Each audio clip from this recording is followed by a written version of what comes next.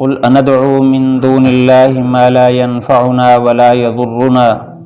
ونرد على أعقابنا بعد إذ هدانا الله كالذي استهوته الشياطين في الأرض حيران له وأصحاب يدعونه إلى الهدى ائتنا قل إن هدى الله هو الهدى وأمرنا لنسلم لرب العالمين۔ فرما دیجئے کیا ہم اللہ کو چھوڑ کر ایسوں کو بلائیں جو نہ ہمیں نفع دیں اور نہ ہمیں نقصان، اور ہم لوٹ جائیں اپنے ایڑیوں پر بعد اس کے کہ اللہ نے ہمیں ہدایت دی، اس آدمی کی طرح جس کو شیاطین نے زمین میں، جنگل کی زمین میں ان کو گمراہ کر دیا ہو اور وہ اس میں پریشان ہو، اور ساتھی اس کو بلاتے ہوں ہدایت کی طرف کہ آجا ہمارے پاس۔ فرما دیجئے اللہ کی ہدایت ہی حقیقی ہدایت ہے، اور ہمیں حکم کیا گیا کہ ہم رب العالمین کی فرما بردار ہو جائیں۔ پچھلی آیات میں اللہ تعالیٰ نے اپنی قدرت کے اور اپنی بادشاہت کے، اپنی صفات کی کچھ مثالیں پیش فرمائی، اور پھر یہ بات فرمائی کہ جو مشرکین ہیں، دین سے ہٹے ہوئے لوگ ہیں، آپ ان کو چھوڑ دیں۔ انہوں نے تو دین کو کھیل کود بنا لیا ہے، دنیا کی زندگی نے ان کو دھوکے میں ڈالا ہے، اور وہ اپنے نفس میں گرفتار ہو چکے ہیں۔ آپ ان کا راستہ چھوڑیے۔ یہ لوگ تو ایسے ہیں کہ اگر ساری دنیا کو بھی اپنے بدعمالیوں کے بدلے میں قیامت کے دن دینا چاہیں تو ان سے وہ وصول نہیں کیا جائے گا، ان کی بدعمالیوں کی نحوست سے ان کو پکڑا جائے گا۔ اب اس آیت میں اللہ تعالیٰ نے حضور صلی اللہ علیہ وسلم سے مزید اسی موضوع پر بات کہلوائی، یعنی توحید کی طرف دعوت دینا، یہ اور توحید کی طرف آنا، یہ ایک اتنا بڑی نعمت ہے کہ اللہ تعالیٰ مختلف دلائل دے کر بھی اسی بات کی طرف بلا رہے ہیں، مشرکین کی پروپیگنڈے اور ان کی بری عادات کا تذکرہ فرما کر بھی اسی بات کی طرف بلا رہے ہیں، اور اس آیت میں مستقل اللہ تعالیٰ نے اسی موضوع کو اختیار فرمایا اندعو من دون اللہ، کیا ہم اللہ کو چھوڑ کر پکاریں ما لا ينفعنا،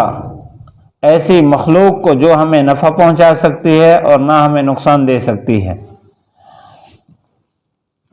ندعو کا معنی پکارنا بھی ہے اور ندعو کا معنی عبادت کرنا بھی ہے۔ نماز، اب یہ ہم جس کو صلاۃ کہتے ہیں، اس کا معنی دعا ہے،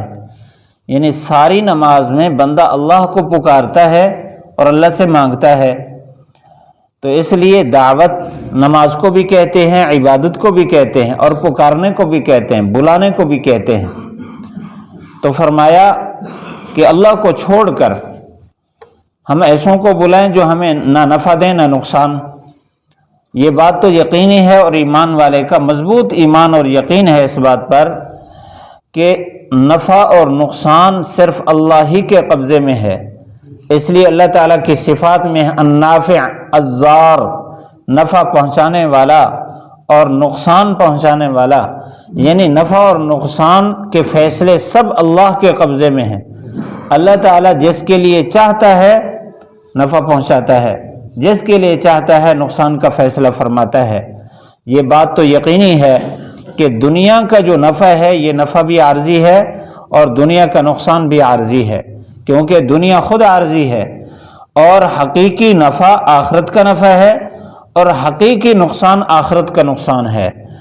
جو آدمی دنیا میں اللہ کو چھوڑ دیتا ہے، اللہ کے غیر کو بلاتا ہے،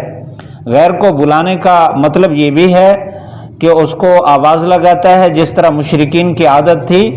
کہ مشکل وقت میں لات اور عزا اور منات کو اور درختوں کو اور گھڑے ہوئے بتوں کو پکارتے تھے کہ ہمیں نفع پہنچا، ہم مشکل میں ہیں۔ اور اس کے ساتھ ساتھ پکارنا یہ بھی ہے کہ ان کے ساتھ امیدیں وابستہ کر لینا، انہی کو راضی کرنے کی کوشش کرنا کہ کسی طرح یہ راضی ہو جائیں تاکہ ہمارا مسئلہ حل کر دیں۔ اب یہ اللہ کے غیر کو پکارنا ہے۔ اب دنیا میں جو آدمی اللہ کے غیر کو پکار رہا ہے، اللہ تعالیٰ کبھی کبھی اس کو، بلکہ بہت دفعہ اس کو مال سے مالا مال کر دیتا ہے، عزت بہت دے دیتا ہے، اور معاشرے میں لوگ اس کا احترام بھی کرتے ہیں، یعنی دنیا کی جتنی رغبت کی چیزیں ہیں وہ ساری اس کو مل جاتی ہیں، لیکن یہ نفع حقیقی نفع نہیں ہے، یہ نفع تو عارضی نفع ہے۔ یہ تو ایسے ہے جیسے سردی کے موسم میں کوئی آدمی تھوڑی دیر کے لیے کسی آدمی کو ہیٹر پر بٹھائے، پھر اس کے بعد اس نے برف تیار کر رکھی اور برف میں ڈالنے کی کوشش کرے کہ تھوڑا ادھر نفع حاصل کر لو اور مستقل تجھے وہاں مارنا ہے، یا گرمی کے موسم میں تھوڑا سا اے سی پر بٹھائے 1-2 منٹ کے لیے اور سارا دن اس کو دھوپ پر باندھ کے رکھے، تو یہ جو تھوڑی دیر کے لیے اس کو لذت پہنچانا ہے، یہ اس کا حقیقی نفع نہیں ہے، یہ اس کو مستقبل میں کسی نقصان میں ڈالنے کے لیے پہلے نفع چکھایا جا رہا ہے۔ تو جو آدمی اللہ کے غیر کو پکار رہا ہے دنیا میں، اگر وہ ساری رغبت کی چیزیں حاصل کیے ہوئے ہے تو یہ اس کا حقیقی نفع نہیں ہے۔ حقیقی نفع اس کو حاصل ہے جس نے آخرت کا نفع پا لیا، دنیا میں چاہے اس کو نفع ملے یا نہ ملے، رغبت کی چیزیں اس کو میسر ہوں یا نہ ہوں۔ اور حقیقی نقصان میں وہ ہے جو آخرت میں نقصان میں چلا گیا کہ دنیا میں اس کو نفع پہنچا بھی تو وہ کیا نفع ہے جو بالکل ختم ہو جانے والا ہے۔ اس لیے جو اللہ کے غیر کو پکارتا ہے حقیقت میں وہ مستقل نقصان میں جانے والا ہے، اور جو اللہ کو پکارتا ہے اور اللہ تعالیٰ ہی کی عبادت کرتا ہے وہ مستقبل میں ہمیشہ کے نفع میں پہنچنے والا ہے۔ اس لیے فرمایا کیا ہم اس کو پکاریں جس کے قبضہ میں نہ نفع ہے نہ نقصان ہے؟ حقیقی نفع بھی اللہ کے قبضے میں ہے اور حقیقی نقصان بھی اس کے قبضے میں ہے، اس کے فیصلے سے ہوگا۔ مفسرین نے فرمایا یہ آیت نازل ہوئی جب صدیق اکبر رضی اللہ تعالی عنہ نے تو ایمان قبول فرما لیا ابتدا ہی سے، لیکن آپ کے بیٹے عبد الرحمن جو تھے وہ ابتدا میں شرک میں مبتلا تھے۔ معرکہ بدر میں، غزوہ بدر میں بھی وہ مشرکین کی طرف سے مقابلے میں آئے ہوئے تھے، اتنا لمبا عرصہ 13 سال گزر چکے تھے لیکن ایمان قبول نہیں کیا تھا۔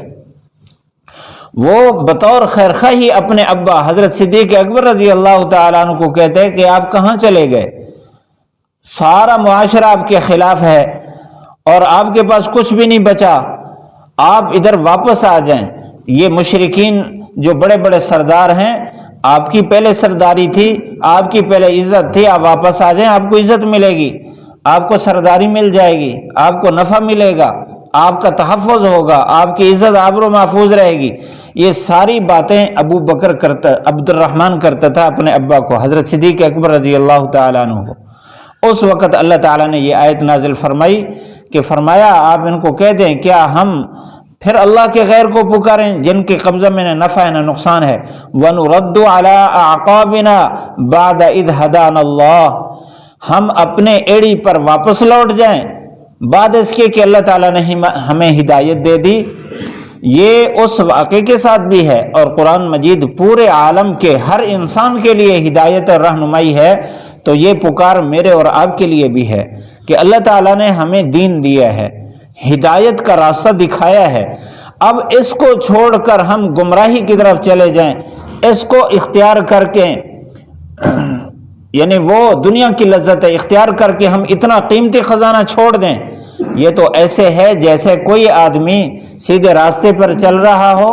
اور پھر ایڑی کے پیچھے یوں چلتا چلتا کسی گڑھے میں گر جائے، تو اس نے تو نفع حاصل کرنے کے بعد پھر اپنے آپ کو گرا دیا۔ اس لیے فرمایا کالذی استہوتہ الشیاطین، یہ تو اس آدمی کی طرح ہے جس کو شیاطین کسی جنگل والی زمین میں وہاں اس کو بھٹکا دیں اور وہ پریشان ہو، اپنی عقل کو کھو بیٹھے، حیران ہو کہ میں کہاں آ گیا۔ یہ استہوت یہ ہوا سے ہے۔ ہوا کے 2 معنی بیان فرمائے مفسرین نے۔ ہوا کا ایک معنی ہے محبت، خواہش، اسی سے یہ ہوائے نفس ہے، خواہشات نفس، تو پھر اس کا مطلب یہ ہوگا کہ شیاطین اس آدمی کی طرح جس کو شیاطین دنیا کا مٹھاس دکھا کر اس کو جنگل میں لے آئیں اور وہاں آ کر اس کو چھوڑ دیں اور وہ پریشان ہو اپنا راستہ بھول جائے، اس آدمی کی طرح۔ اور ہوا کا معنی ہوتا ہے ٹیڑھا پن، گڑھا بھی اس کا معنی ہے گڑھا، تو اس کا مطلب یہ ہے کہ شیطان اس کو، جنات اس کو اٹھائیں اور جا کر جنگل میں کسی گڑھے میں ڈال دیں، اور وہ ادھر ادھر دیکھے تو اس کو گڑھے کی دیواریں نظر آئیں، آسمان نظر آئے، لیکن یہ کوئی نہ پتہ چلے کہ میں اس وقت کس جگہ پر ہوں اور میں یہاں سے کیسے نکل سکتا ہوں۔ تو یہ مثال دے کر بتا دیا کہ وہ آدمی جو دین کو چھوڑتا ہے، دنیا میں پھنستا چلا جاتا ہے، وہ ایسے ہی اس کی حالت ہو جاتی ہے جیسے گڑھے میں آدمی ہے اور ہر طرف اس کے دیواریں ہیں گڑھے کی، اس کو کوئی پتہ نہیں چلتا میں کیسے یہاں سے نکلوں۔ اب بسا اوقات جب انسان دین چھوڑتا ہے، مثال کے طور پر حلال کاروبار چھوڑ کر رشوت میں اور سود میں اور ناپ تول کی کمی بیشی میں دھنستا چلا گیا، اور یہ اس کی کوشش ہے کہ میری تجارت بڑھ جائے بڑھ جائے بڑھ جائے، حالات اس کو اس طرح گھیرتے ہیں کہ وہاں سے نکلنا اس کے لیے مشکل ہوتا ہے۔ وہ چاہتا ہے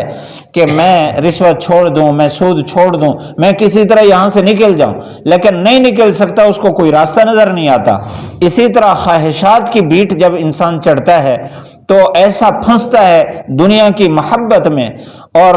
بے عزتی اور ذلت میں کہ وہاں سے اس کا نکلنا اس کو نظر نہیں آ رہا ہوتا، اس طرح وہ پھنستا ہے۔ تو فرمایا کالذی استہوتہ الشیاطین فی الارض حیران لہ، جو اس کو حیران اور پریشان کر دیں۔ اصحاب یدعونہ الی الہدی، اس کے جو ساتھی ہیں اس کو بلائیں، آ ہماری طرف آ جا، ائتنا ہماری طرف آ جا، لیکن اس کو کچھ نظر ہی نہ آئے کہ میں کیسے آؤں۔ یہ مثال دی ہے مجھے اور آپ کو کہ اگر ہم دین کو چھوڑ کر دنیا کی طرف جائیں تو پکارنے والے اللہ کی طرف سے اور اللہ کے نبی صلی اللہ علیہ وسلم کے ورثاء کی صورت میں، قرآن کی صورت میں ہمیں بلائیں تو صحیح کہ دین کی طرف آ جاؤ، لیکن ہمیں نظر نہ آئے کہ ہم کیسے آئیں، ہمیں ہر طرف وہ دیوار اور دنیا کا پھنس جانا ہمارے لیے رکاوٹ بنا ہوا ہو، تو ایسی صورت میں بہتر صورت یہ ہے کہ جس طرف سے آواز آ رہی ہے اس طرف ہم چل پڑیں، بس دنیا کو چھوڑ دیں، تو یوں ہم نکل کر انشاءاللہ صحیح راستے پر آ جائیں گے۔ اور آگے اگلا جو مضمون ہے انشاءاللہ کل کے درس میں عرض کریں گے۔ اللہ تعالی ہم سب کو ہدایت کا راستہ نصیب فرمائے، گمراہی کے راستے سے اللہ تعالی ہماری حفاظت فرمائے۔